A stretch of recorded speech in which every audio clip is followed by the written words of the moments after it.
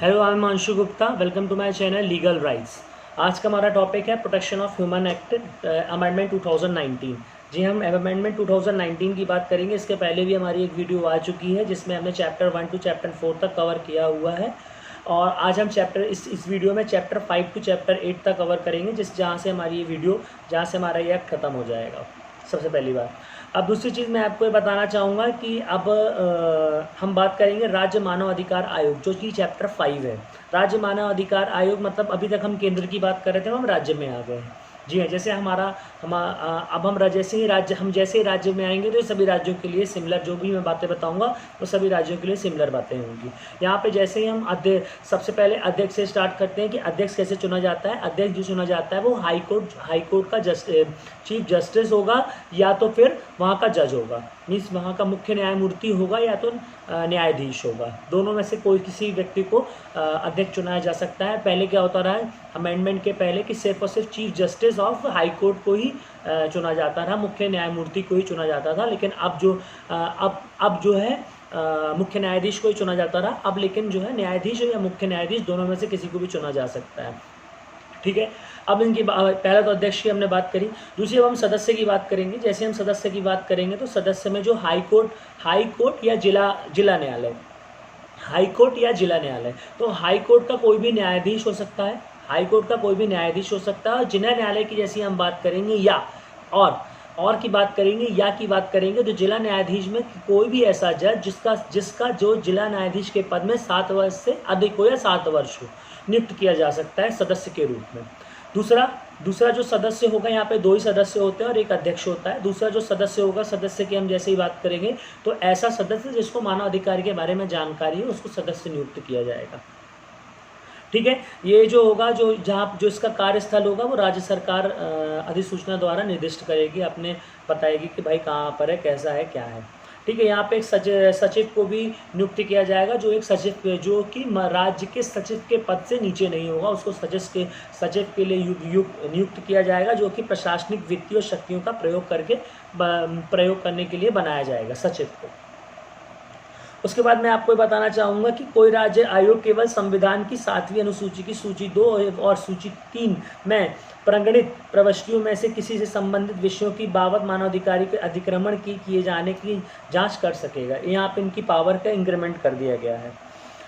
परंतु यदि किसी ऐसे विषय के बारे में आयोग द्वारा या तत्समय प्रवृत्त किसी विधि के अधीन तथा सम्यक रूप से गठित अन्य आयोग द्वारा पहले से ही जांच की जा रही है तो राज्य आयोग उक्त विषय के बारे में जांच नहीं करेगा। यहाँ पे मैं आपको बताना चाहूँगा कि अगर मान लो कोई अलग आयोग जो है किसी मैटर पे या किसी भी विवाद पे इंक्वायरी चल रही है या कहीं पर कुछ चल रहा है, कोई आयोग इस पे विशेष नज़र रखा हुआ है, तो राज्य आयोग इसमें हाथ नहीं डालेगा। मान लो कि अगर केंद्र से चल रहा है, इसी डिपार्टमेंट का अगर केंद्र से इंक्वायरी चल रही है तो राज्य आयोग उसमें हाथ नहीं डालेगा जब तक उसकी अनुमति नहीं रहेगी।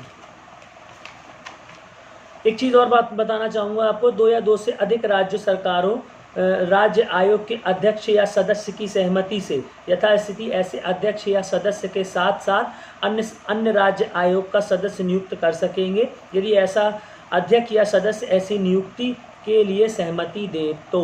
यहाँ पे एक बहुत इंपॉर्टेंट फैक्ट है, ये अमेंडमेंट में जोड़ा गया हुआ है, तो मैं आपको बताना चाहूँगा कि जैसे मान लीजिए कोई ए व्यक्ति किसी राज्य का सदस्य है या फिर अध्यक्ष है, तो सबसे पहले तो एक ही सहमति होनी चाहिए, क्योंकि भाई उसकी सहमति होनी चाहिए कि भाई वो दूसरी जगह सदस्य बनना चाहता है या नहीं बनना चाहता है, दूसरी जगह अध्यक्ष बनना चाहता है नहीं बनना चाहता है। पहली चीज़ तो स्वयं जैसे मान लीजिए मैं हूँ, अब मेरी स्वयं की इच्छा है कि भाई मैं मध्य प्रदेश का हूँ और साथ ही साथ मैं उत्तर प्रदेश का ही बनना चाहता हूँ, तो ये पहले तो पहली मेरी सहमति होनी चाहिए।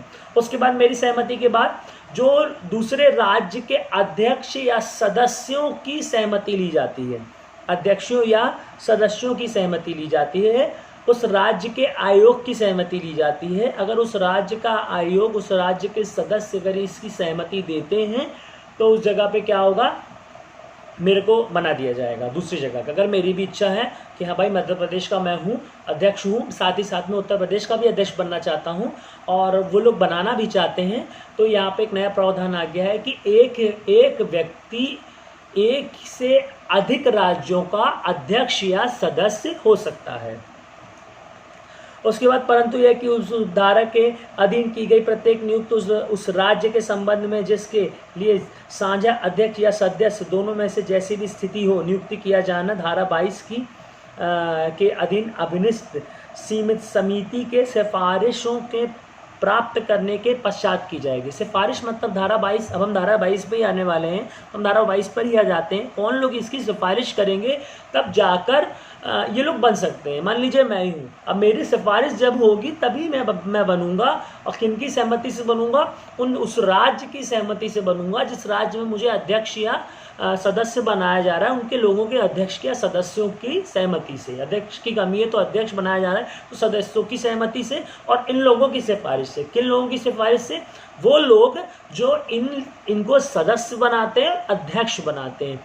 वो कौन होंगे? वो होंगे हमारे सबसे पहले जो इनकी टीम होगी। सबसे पहले तो मैं आपको बताना चाहूँगा कि राज्यपाल के हस्ताक्षर के बाद बनते हैं ये सदस्य और अध्यक्ष, ठीक है। और जो ये टीम, इसकी भी एक टीम होती है, जैसे वहाँ पे केंद्र में टीम होती है वैसे यहाँ पर भी एक इसकी टीम होती है। यहाँ पे जो अध्यक्ष होता है वो मुख्यमंत्री, केंद्र में कौन होता है? प्रधानमंत्री होता है। यहाँ पे कौन होता है? मुख्यमंत्री होता है। यहाँ पे सदस्य विधानसभा का अध्यक्ष होता है। दूसरा सदस्य होता है उस राज्य के गृह विभाग का, मतलब गृह विभाग का बाढ़ साधक मंत्री, गृह मंत्री होता है। और सदस्य कौन होता है? विधानसभा के विपक्ष का नेता। ये ऐसे 3 सदस्य और चौथा अध्यक्ष मिलकर एक समिति बनाते हैं जो कि राज्य आयोग के अध्यक्ष और सदस्यों की चयनित करते हैं, और इन्हीं की सिफारिशों से एक, 2 या 3, एक से अधिक राज्यों के सदस्य एक ही अध्यक्ष को कई राज्यों का अध्यक्ष बनाया जा सकता है जब ये सिफारिश करेंगे तब। एक चीज़ और बताना चाहूँगा कि परंतु यह और कि जहाँ की राज्य में विधान परिषद है वहाँ उस परिषद का सभापति और परिषद के विपक्ष का नेता भी समिति के सदस्य होंगे। यहाँ पे जहाँ पे विधान परिषद है भाई, जहाँ विधानसभा नहीं है वहाँ विधान परिषद है, तो उस परिषद में क्या होगा कि विधान परिषद का अध्यक्ष एवं विधान परिषद की जो अपोजिशन पार्टी का जो मेंबर होगा, जो नेता होगा, वो उसका सदस्य होगा। परंतु यह कि उच्च न्यायालय का कोई असीम न्यायाधीश या कोई असीम जिला न्यायाधीश संबंधित राज्य के उच्च न्यायालय के मुख्य न्यायमूर्ति, जो भी राज्य का मुख्य न्यायमूर्ति से परामर्श करने के पश्चात ही नियुक्त किया जाएगा। जैसे कि हम केंद्र में जो चीफ जस्टिस ऑफ इंडिया होता है, जो मुख्य न्यायमूर्ति, भारत का मुख्य न्यायमूर्ति होता है, प्रधानमंत्री उससे कंसल्ट करने के बाद ही इनको बनाता है, न्यायाधीशों को बनाता है, ठीक है। जैसे न्यायाधीश की बात आएगी तो मुख्य न्यायाधीश से आपको परमिशन लेनी होगी। वहीं पर अगर हम बात करें यहाँ पे एक चीज़ और मैं आपको बताना चाहूँगा कि धारा 1 में निर्दिष्ट समिति के कोई रिक्त है या उसका कोई सदस्य अनुपस्थित है, मतलब कोई भी, मान लीजिए यहाँ पर कोई भी सदस्य अनुपस्थित, तो आप ये नहीं बोल सकते हो कि असंवैधानिक है या फिर यहाँ पे चीज़ें नहीं, ये सदस्य नहीं बना सकते हैं साहब। अगर कोई एक आध सदस्य गायब भी है तो ये लोग मिलकर बना सकते हैं। यहाँ पे पुष्टि दी कि अगर कोई एब्सेंट है या कोई नहीं आया हुआ है, ठीक है। राज्य आयोग के अध्यक्ष या किसी सदस्य का त्यागपत्र और हटाया जाना। देखिए यहाँ पे बड़ी इंपॉर्टेंट चीज़ है जिसको हमको देखना बहुत ज़रूरी है। अगर हटाए जाए, जब कोई व्यक्ति, कोई सदस्य या कोई अध्यक्ष स्वयं से हटता है तो उसको राज्यपाल को सूचित करना पड़ेगा। क्या करना पड़ेगा? राज्यपाल को सूचित करना पड़ेगा, ठीक है। वहाँ पे किसको सूचित करना पड़ता था? केंद्र में राष्ट्रपति को सूचित करना पड़ता था। लेकिन यदि यहाँ पे मैं स्वयं से हटता हूँ या मेरी इच्छा नहीं है काम करने की, तो मुझको किसको देना पड़ेगा? राज्यपाल को देना पड़ेगा। बट लेकिन यदि किसी सदस्य या अध्यक्ष को मिसबिहेवियर या फिर असमर्थता की वजह से हटाया जाता है, मिसबिहेवियर और इनकैपेसिटी की वजह से हटाया जाता है, तो जो उच्चतम न्यायालय को राष्ट्रपति द्वारा निर्देश किए जाने पर उच्चतम न्यायालय द्वारा इस निम्नलिखित विहित प्रक्रिया के अनुसार की गई जांच पर वह रिपोर्ट किए जाने के पश्चात किया गया है, यथास्थिति अध्यक्ष या ऐसे अन्य सदस्य को ऐसे किसी अधिकार पर हटा दिया जाए। पहली चीज़ क्या होगा? जो उच्चतम न्यायालय होगा, उच्च सुप्रीम कोर्ट, उच्चतम न्यायालय होगा, वहाँ पर भी सुप्रीम कोर्ट में ही हटाया जाता था, यहाँ पर भी सुप्रीम कोर्ट में ही न्यायालय केस जाएगा और उसके बाद उनको हटाया जाएगा। किसकी अनुमति के साथ? राष्ट्रपति। वहाँ भी राष्ट्रपति था साहब, केंद्र में भी राष्ट्रपति था और यहाँ भी राष्ट्रपति है, यहाँ भी राष्ट्रपति है। डिफरेंस कहाँ पे आया? आप वहाँ पे केंद्र में राष्ट्रपति को देते थे कि हाँ भाई मुझे नहीं करना काम, यहाँ पे राज्यपाल को देना पड़ेगा। फिर भी कोई क्या कंडीशंस थी? वहाँ पे दिवालिया, यहाँ भी दिवालिया, अगर दिवालिया व्यक्ति है तो उसको हटा दिया जाएगा। दूसरी, कहीं और काम कर रहा है वहाँ पे, यहाँ भी दूसरा कोई व्यक्ति काम कर रहा है तो हटा दिया जाएगा। तीसरा, मानसिक या शारीरिक रूप से वो अनफिट हो तो हटा दिया जाएगा, वहाँ पर भी यही कंडीशन थी, यहाँ भी वही कंडीशंस है। विकचित्रा, अनसाउंड माइंड, वहाँ भी यही था, यहाँ भी यही है, ठीक है। और उसको कोई ऐसा, राष्ट्रपति को ऐसा लगे कि इसको कोई ऐसा इम्प्रेसमेंट मिला है कि ऐसा आपराधिक इसने कार्य किया हुआ है जिसकी वजह से इसको सदस्य अध्यक्ष के रूप में नहीं रहना चाहिए तो हटा देगा। यहाँ भी बताऊँ, यहाँ पर भी राष्ट्रपति अपनी स्वेच्छा से हटा सकता है, भले ही न्यायालय बोलते भाई साहब नहीं हटाना है इसको, फिर भी वो हटा सकता है। राज्य आयोग के अध्यक्ष या सदस्यों की पदावधि, यहाँ पे मैं बताना चाहूँगा आपको कि जो कंडीशंस केंद्र में थी वही राज्य में हो चुकी है। जो अमेंडमेंट हुआ रहा 5 ईयर्स था उसको 3 कर दिया गया, वो भी यहाँ पर है। 70 का 70 है।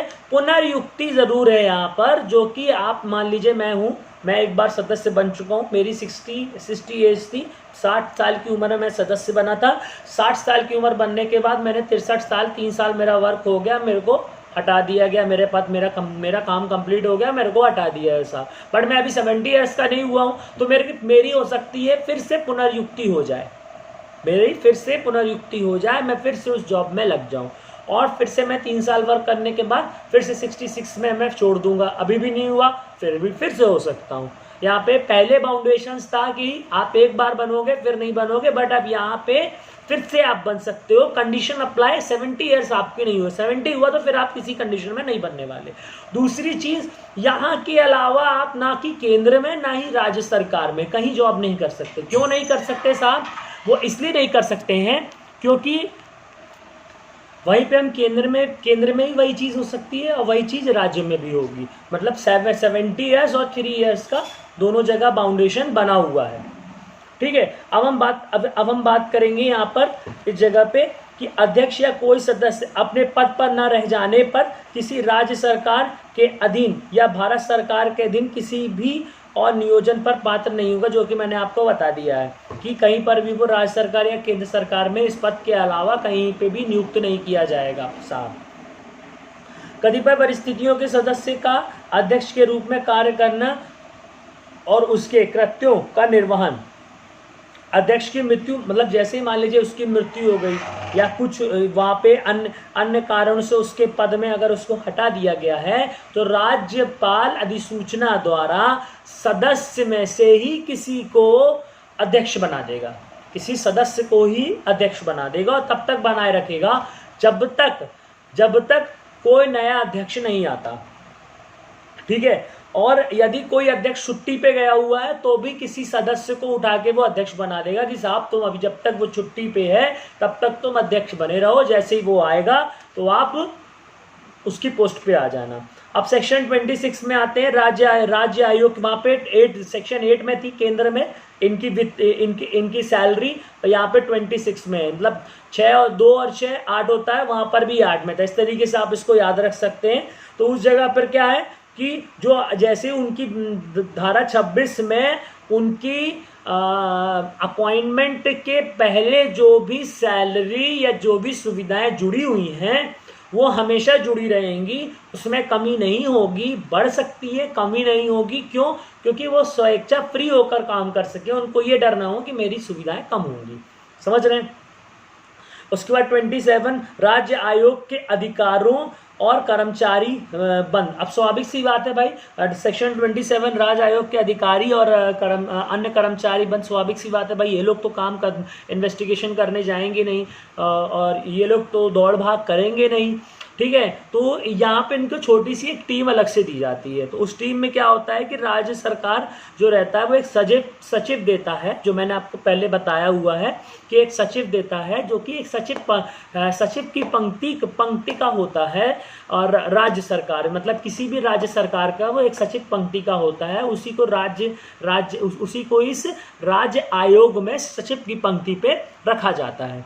साथ ही साथ पुलिस ऑफिसर होता है जो कि आईजी रैंक का होता है, जो कि इंस्पेक्टर जनरल होता है। पुलिस ऑफिसर होता है, इंस्पेक्टर जनरल होता है, उसको रखा जाता है। 2027 में सब बस इतना ही है। और साथ ही साथ इसमें ये भी चीज़ें जोड़ी गई कि अगर इनको ज़रूरत हो तो प्रशासनिक या तकनीकी या वैज्ञानिक कर्मचारी अगर ये चाहें, साइंटिस्ट भी अगर ऐड करना चाहें तो ये कर सकते हैं अपनी टीम में। अधिकारी और अन्य कर्मचारी का वेतन, भत्ते एवं सेवा शर्तों ऐसी होंगी जो राज्य सरकार द्वारा विहित की जाएंगी। जो भी राज्य सरकार रहेगी वो अपना विहित करेगी कि हाँ भाई इनको इतनी सैलरी देनी चाहिए, या इनको इतनी सेवाएं देनी चाहिए, या इनको इतनी सुविधाएं देनी चाहिए। राज्य आयोग की वार्षिक और विशेष रिपोर्ट। जैसे हम राज्य आयोग की वार्षिक और विशेष रिपोर्ट की बात करेंगे तो मैं आपको बताना चाहूँगा कि राज्य आयोग और राज्य सरकार को वार्षिक या विशेष रिपोर्ट प्रस्तुत करेगी। परंतु अगर उसको लगता है कि उसको जल्दी कोई भी चीज़ ऐसी विशेष चीज़ है जो साल भर के लिए नहीं रोकी जा सकती, तो वो तुरंत हाजिर में भी पेश कर सकती है। यहाँ पे एक चीज़ और मैं आपको बताना चाहूँगा कि मान लीजिए कोई चीज़ अगर ऐसी होती है कि राज्य आयोग ने उसको भेजी और राज्य आयोग को भेजने के बाद उसको अस्वीकार कर दिया गया, मतलब बोला कि भाई इनको कंपनसेशन दिया जाए या यहाँ पर ये चीज़ है, और उसको अस्वीकार कर दिया गया, तो विधानमंडल, वहाँ पे संसद में होता था, यहाँ विधानमंडल में होगा। यहाँ पे विधानमंडल या एक सदन में भी हो सकता है, दो सदन मिलकर भी एक विधानमंडल बनाकर यहाँ पे उसकी बात को जो अगर मान लीजिए कोई अस्वीकार की गई हुई है तो उसको रखा जाएगा कि हाँ भाई यहाँ पे अस्वीकार की गई हुई थी, इस आयोग की, राज्य आयोग की अस्वीकार की गई थी, और उस जगह पर क्यों स्वीकार की गई थी इस चीज़ का भी तर्क दिया जाएगा। उसके बाद सेक्शन 29 राष्ट्रीय मानवाधिकार आयोग से संबंधित कतिपय उपबंधों का राज्य आयोग को लागू होना। जैसे कि हमने section 9, section 10, section 11, section 9, section 10, section 12, section 13, section 14, section 15, section 17, section 18 के उपबंधों में राज्य आयोग लागू होंगे। जैसे मैंने लास्ट वीडियो में आप मेरी लास्ट वीडियो में जाके देख सकते हैं, इन सब के बारे में मैंने बताया हुआ है, वहाँ से आप इनको पढ़ सकते हैं, इसलिए आपको समझ में आ जाएगा। लेकिन हाँ, कुछ चीज़ें चेंज हुई हैं। राज्य और केंद्र में सब कुछ सेम था, कतिपय में सब कुछ सेम था। जो चीज़ें उनकी वर्किंग में थी वो सब कुछ सेम था, बट कुछ जो चीज़ें चेंज हुई हैं वो ऐसी है कि महासचिव की जगह सचिव हो गया, कॉमन सी बात है। साथ ही साथ केंद्रीय सरकार की जगह राज्य सरकार हो जाएगा, बस इतना, ज़्यादा डिफरेंस नहीं है, सब कुछ सेम है एज इट इज़। अब हम बात करेंगे अध्याय 6 की, जो कि मानवाधिकार न्यायालय की बात करता है। मानवाधिकार न्यायालय की जैसे ही बात करेंगे हम, तो मानवाधिकार के अतिक्रमण के अधीभूत होने वाले अपराधों का शीघ्र विचारण करने के लिए, उपबद्ध करने के लिए, प्रयोजन के लिए राज्य सरकार उच्च न्यायालय में मुख्य न्यायमूर्ति की सहमति से, उच्च न्यायालय के मुख्य न्यायमूर्ति के सहमति से, मीन्स हाई कोर्ट के चीफ जस्टिस की सहमति से हर डिस्ट्रिक्ट में एक सेशन न्यायालय को एक विशेष न्यायालय का दर्जा देगी। जी हाँ साहब, एक सेशन न्यायालय को विशेष न्यायालय का दर्जा देगी। परंतु अगर किसी जगह पे पहले से विशेष न्यायालय है तो वो इसी का कार्य करेगा। साथ ही साथ अगर विशेष न्यायालय पहले से गठित है तो यही कार्य करेगा। अब कोई अगर सेशन न्यायालय पहले से ही विशेष न्यायालय में निर्दिष्ट है तो वही कार्य किया जाएगा। उसके बाद विशेष लोक अभियोजक। अब विशेष लोक, जब भाई सेशन न्यायालय दिया है तो एक अभियोजक भी देना पड़ेगा, और अभियोजक कौन होगा? या तो वो अभियोजन अधिकारी होगा, चाहे वो अभियोजक अधिकारी होगा, और अगर अलग से कोई अभियोजक दिया जाता है तो उसके पास कम से कम 7 ईयर्स का एक्सपीरियंस होगा वकालत का, 7 ईयर्स का उसके पास वकालत का एक्सपीरियंस होगा। अब हम बात करते हैं अध्याय 7 वित्तीय लेख और संपरीक्षा की, मतलब केंद्रीय सरकार द्वारा अनुदान। जैसे केंद्रीय सरकार द्वारा अनुदान कौन करता है? संसद द्वारा नियमित किया जाता है। ठीक है, यहाँ पे हम सेक्शन 32 और सेक्शन 33 को साथ में पढ़ेंगे। केंद्रीय सरकार द्वारा अनुदान और राज्य सरकार द्वारा अनुदान। केंद्रीय सरकार अनुदान कहाँ से करती है? संसद द्वारा। और राज्य सरकार अनुदान कहाँ से करवाती है? विधानमंडल द्वारा। ठीक है। बाकी सब कुछ एज इट इज सेम किया सेम एज इट इज होगा। जहाँ पे आयोग होगा वहाँ राज्य आयोग की बात करी जाएगी। तो निम्नलिखित विधि के द्वारा किए गए सम्मत विनियोग के पश्चात राज्य आयोग को अनुदान के रूप में ऐसी धनराशि का संदाय करेगी जो राज्य सरकार इस अधिनियम के, वहाँ राज्य सरकार है वहाँ पे केंद्र सरकार, प्रयोजनों के लिए उपयोग किए जाने के लिए ठीक समझे। ठीक है। तो यहाँ पे वहाँ केंद्र में संसद है और यहाँ पे विधानमंडल है। वहाँ केंद्र में संसद है, यहाँ पे विधानमंडल है साहब। अब ये जैसी बात करेंगे लेखा और संपरीक्षा, भाई स्वाभाविक सी बात है, पैसा दिया है, पैसा दिलवाया है, तो उसका लेखा जोखा भी रखना पड़ेगा। तो उस लेखे जोखे को चेक करने के लिए, चीज़ों को करने के लिए किसको ऑथराइज किया जाएगा? Controller and auditor general of India. Controller and auditor general of India, वहाँ पे controller general auditor general of India होगा, वहाँ पे स्टेट हो जाएगा। यहाँ जैसे राज्य की बात आएगी तो स्टेट हो जाएगा। यहाँ पे ये बताना चाहूँगा कि ये किसी भी आयोग, अगर जो कंट्रोलर मतलब ऑडिटर जनरल इंडिया होगा, सीएजी होगा, वो कहीं पर भी जाकर किसी भी आयोग के वित्तीय लेखे को चेक कर सकता है, सबसे पहली चीज़। ठीक है। किसी भी कार्यालय का निरीक्षण करने का उसके पास अधिकारिता होगा। केंद्रीय सरकार ऐसी संपरीक्षा रिपोर्ट को उसके प्राप्त होने के पश्चात यथाशीघ्र संसद के प्रत्येक सदन के समक्ष रखवाएगी। जो जो चीज़ें उनमें खर्च होंगे वो संसद के सदन के समक्ष रखवाएगी। संसद के प्रत्येक सदन के समक्ष रखवाएगी। राज्य आयोग के लेखा के संप्रेक्षी वही सीएजी वर्क करेगा, बट वो स्टेट सीएजी हो जाएगा। जैसा एज इट इज केंद्र में था, एज इट इज राज्य में हो जाएगा। ठीक है। आपको इतना याद रखना है कि सीएजी वर्क करता है, इतना important examination point of view के लिए इम्पोर्टेंट है। अब हम बात करेंगे विविध, जो चीज़ चैप्टर 8 विविध मतलब मिसलेनियस कुछ सेक्शंस होते हैं, हर एक्ट में होते हैं, उसकी बात करेंगे हम। तो आयोग की अधिकारिता के अधीन न आने वाले विषय, कौन सी चीज़ें आयोग की अधिकारिता में नहीं आएंगी? ठीक है। आयोग के किसी ऐसी विषय की जांच नहीं करेगा जो तत्समय प्रवृत्त किसी विधि के अधीन सम्यक रूप से गठित किसी राज्य आयोग या किसी अन्य आयोग के समक्ष लंबित है। ध्यान रखिएगा, अगर कोई राज्य आयोग किसी चीज पे वर्क कर रहा है, कोई विषय जिस पे वर्क कर रहा है, तो आयोग भी, केंद्र का आयोग भी उस पर हस्तक्षेप नहीं करेगा। राज्य आयोग तो केंद्र में हस्तक्षेप करेगा नहीं, और यदि मतलब दोनों में से अगर कोई भी आयोग अगर लगा हुआ है तो हस्तक्षेप नहीं करेगा। भाई वो अपनी ड्यूटी पूरी कर ले, उसके बाद हम देखेंगे। अगर कहीं कोई मिस्टेक आएगी तो वापस से वो उस फाइल को रीओपन कर सकते हैं। एक चीज़ और बताना चाहूँगा, आयोग और राज्य आयोग 1 वर्ष अगर कोई भी मैटर हो चुका है और उसको 1 वर्ष हो चुके हैं तो उसमें हाथ नहीं डालेगा, चाहे आयोग हो चाहे राज्य आयोग हो। विशेष अन्वेषण दलों का गठन, अगर ज़रूरत है भाई, ऐसे दलों की ज़रूरत है जो कि पुलिस अधिकारियों से मिलाकर वो अन्वेषण अभियोजन के लिए विशेष अन्वेषण दलों का गठन कर सकते हैं, लेकिन वो पुलिस अधिकारी होने चाहिए। सद्भावनापूर्वक की गई कार्रवाई के लिए संरक्षण, अगर कोई भी मान लीजिए इन लोगों ने जो भी सदस्य थे, अध्यक्ष और सदस्यों ने मिलकर कर्मचारी रखे, आईजी रखा, डीआईजी रखा, ठीक है, सचिव रखा, महासचिव रखा और ऐसे साइंटिस्ट रखे, इनके द्वारा कोई सद्भावना पूर्वक ऐसा कोई कार्य हो जाता है तो उस जगह पर कोई भी इनके खिलाफ मतलब कोई भी ऐसा कार्य हो जाता है जो गलत था, लेकिन उनका जो कार्य था वो सद्भावना पूर्वक था। ठीक है। और उनकी सोच थी वो अच्छी थी, बट वो उनके गलत हो गया।